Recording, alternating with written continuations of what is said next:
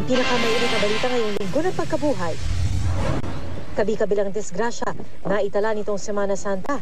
Sa Catanduanes, lalaking nakainom umano, natumba sa motorsiklo at nabagok. Sa Quezon naman, lalaking tumalon sa dagat ng nakainom, nalunod.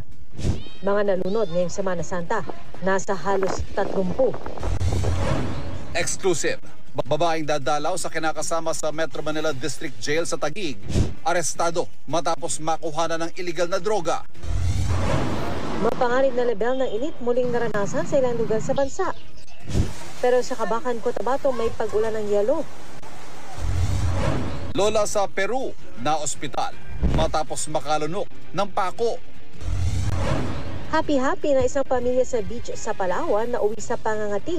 Ang isa sa kanila nagkapantal dahil sa niknik. Ano nga ba yan, Kuya Kim? Sa Quezon, ang nakapapawi init na kasiyahang hatid ng Buhusan Festival. At ang misa kung saan si Father nag-spray ng holy water.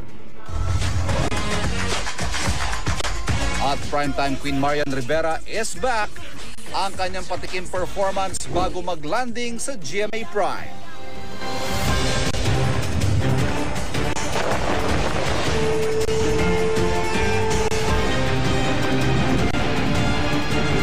Nakatuto kami.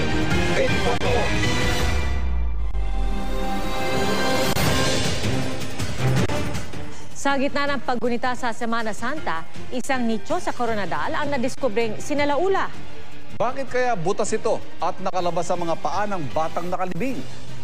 Ihahatid namin mamaya ang detalye sa balitang yan.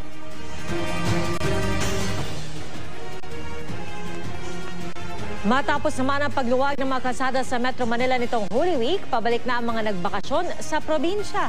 Ang latest sa traffic, ngayong uwian na pagkatapos ng Semana Santa, tutukan maya-maya lang. Magandang hapon po. Kabi-kabila ang mga aksidente nitong Semana Santa. Umabot din sa halos 30 ang namatay dahil naman sa pagkalunod. At mga kapuso, yan po ang mga balita ngayong linggo ng pagkabuhay. Para sa mas malaki misyon at mas malawak na paglilingkod sa bayan, ako po si Pia Arcangel. Ako po si Ivan Mayrina mula sa GMA Integrated News, ang News Authority ng Pilipino. Nakatutok kami 24 oras.